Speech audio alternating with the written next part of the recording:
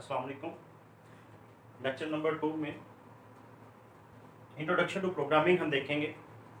Introduction to programming का सबसे पहला topic problem solving. Problem solving क्या होती है? प्रॉब्लम सॉल्विंग की जब भी हम बात करते हैं तो इसका मतलब है कि identify the problem and finding the solution. Problem को आइडेंटिफाई करें, पहले प्रॉब्लम की शिनाख्त करें, उसको जांचें, फिर उसका सॉल्यूशन फाइंड करें। इस काम को, इस टेक्निक को हम प्रॉब्लम सॉल्विंग कहते हैं। प्रॉब्लम सॉल्विंग में कौन कौन सी टेक्निक्स हैं जो हम प्रोग्रामिंग में यूज करते हैं? 3 तरह की टेक्निक्स हैं हमारे पास: program, algorithm and flow chart. सबसे पहले हम देखते हैं कि प्रोग्राम क्या है। What is a program? A set of instruction given to the computer. For what? किस लिए दी जाती हैं? कंप्यूटर को बताया जाए कि व्हाट टू डू, क्या करना है, उसको हम प्रोग्राम कहते हैं। A set of instruction that given to the computer for solve a problem. Algorithm क्या है? एल्गोरिथम एक स्टेप बाय स्टेप प्रोसीजर है किसी भी प्रॉब्लम को सॉल्व करने का। फ्लो चार्ट, अगर हम एक एल्गोरिथम यहां पे एग्जांपल के तौर पे देखें, फॉर एग्जांपल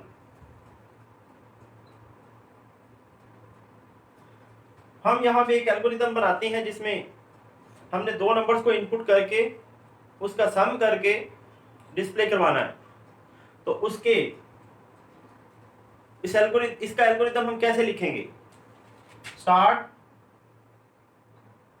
इनपुट नंबर 1, इसको हम ए कंसीडर कर रहे हैं, इनपुट बी, सम, ए और बी का सम हम कर लेंगे, डिस्प्ले सम, सम को हम डिस्प्ले करवा रहे हैं और फिर हम इसको एंड कर देते हैं। तो ये हमारा एक एल्गोरिथम, 2 नंबर को इनपुट करके उनका सम लेके डिस्प्ले करवाने का। अगर हम फ्लो चार्ट की बात करें तो फ्लो चार्ट एक ग्राफिकली रिप्रेजेंटेशन है एल्गोरिथम की। अगर हम इसी एल्गोरिथम को ग्राफिकली रिप्रेजेंट कर दें, शेप्स की फॉर्म में रिप्रेजेंट कर दें, तो वो एक फ्लो चार्ट बन जाए। हमारा नेक्स्ट टॉपिक है प्रोग्रामिंग लैंग्वेज। प्रोग्रामिंग लैंग्वेज क्या होती है? A set of words, symbols and codes used to write a program is called programming language. एक वर्ड्स, सिंबल्स का और कोड्स का ऐसा सेट जो कि प्रोग्राम राइट करने के लिए यूज हो, प्रोग्रामिंग लैंग्वेज कहलाता है। और प्रोग्रामिंग लैंग्वेज की 2 टाइप्स हैं हमारे पास, low level language and high level language. जब हम बात करते हैं लो लेवल लैंग्वेज की तो इसका मतलब है कि ये क्लोज टू कंप्यूटर है, मशीन के बड़ी करीब है, कंप्यूटर के बहुत करीब लैंग्वेज है, लेकिन ह्यूमन लैंग्वेज से बहुत ज्यादा दूर, far from human language. High level language close to human language. High level language ऐसे ही है जैसे हमारी English language, like English, like words high level language में यूज होते हैं।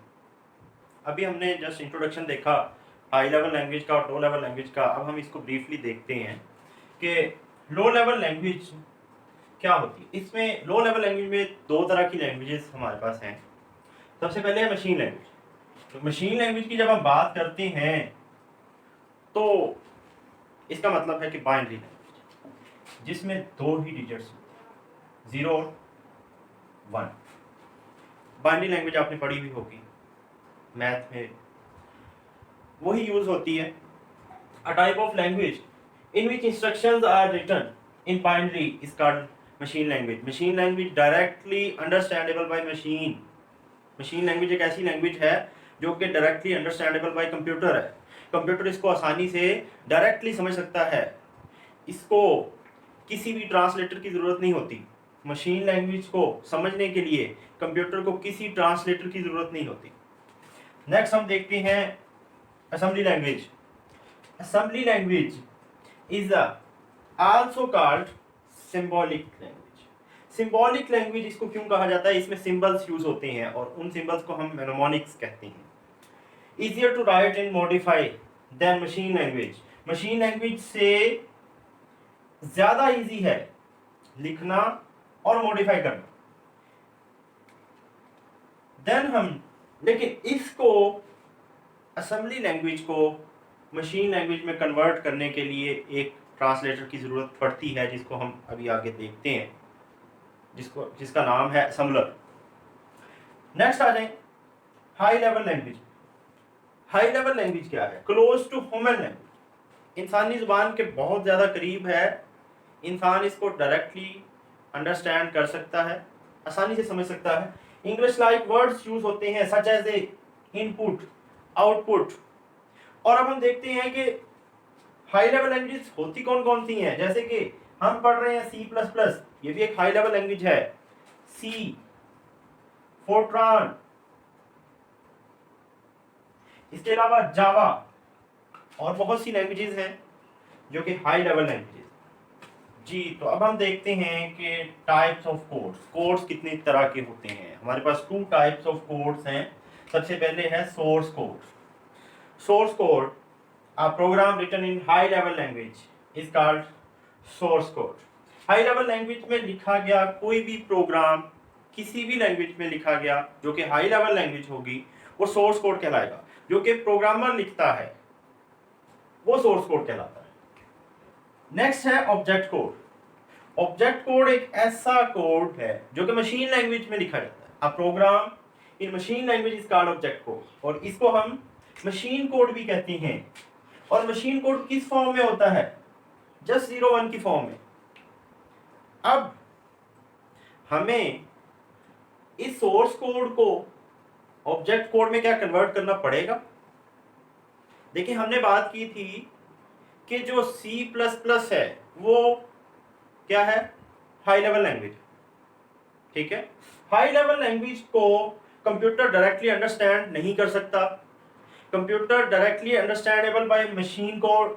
मशीन कोड जो होता है वो डायरेक्टली अंडरस्टैंडेबल बाय कंप्यूटर। तो जब हमने C++ में एक कोड लिखा जिसको हम सोर्स कोड कहते हैं, उसको हमने रन करना है अब अपने कंप्यूटर पे, तो उसके लिए हमें उस सोर्स कोड को कन्वर्ट करना पड़ेगा। किसमें? ऑब्जेक्ट कोड में। तो आइए हम देखते हैं कि सोर्स कोड ऑब्जेक्ट कोड में कैसे कन्वर्ट होता है और उसके लिए कौन से ट्रांसलेटर्स, कौन से लैंग्वेज प्रोसेसर्स यूज होते हैं। लैंग्वेज प्रोसेसर्स क्या होता है? Language processor is a software that converts source code into object code. हमने पीछे देखा कि सोर्स कोड वो कोड होता है जो कि प्रोग्रामर लिखता है और जो हाई लेवल लैंग्वेज में लिखा जाता है। और object code directly understandable by machine है, डायरेक्टली अंडरस्टैंडेबल बाय कंप्यूटर है। तो हमें सोर्स कोड को ऑब्जेक्ट कोड को कन्वर्ट करने के लिए लैंग्वेज प्रोसेसर की जरूरत पड़ती है। लैंग्वेज प्रोसेसर 3 टाइप्स के, types of language processor: compiler, interpreter और असेंबलर। सबसे पहले हम देखते हैं कि कंपाइलर क्या होता है। कंपाइलर एक सॉफ्टवेयर है जो क्या करता है, एक लैंग्वेज प्रोसेसर है कंपाइलर, जो कि जिसका काम क्या है, जो कि सोर्स कोड को लेता है।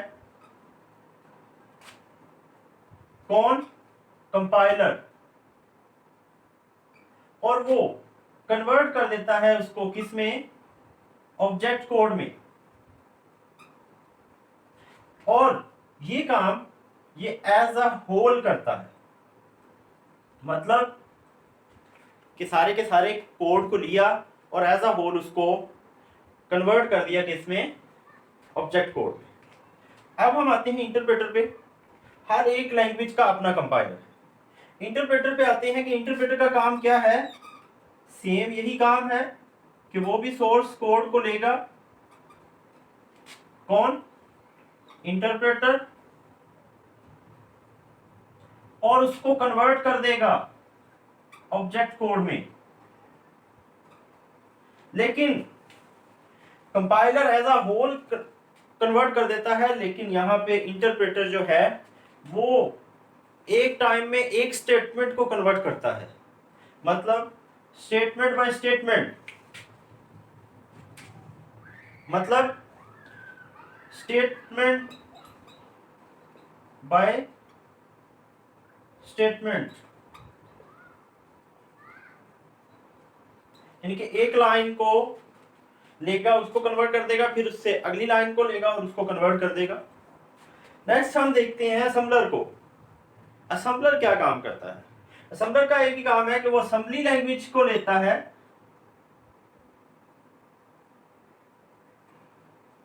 असेंबली के कोड को वो लेके असेंबलर ने क्या करना होता है, कन्वर्ट कर देता है ऑब्जेक्ट कोड में।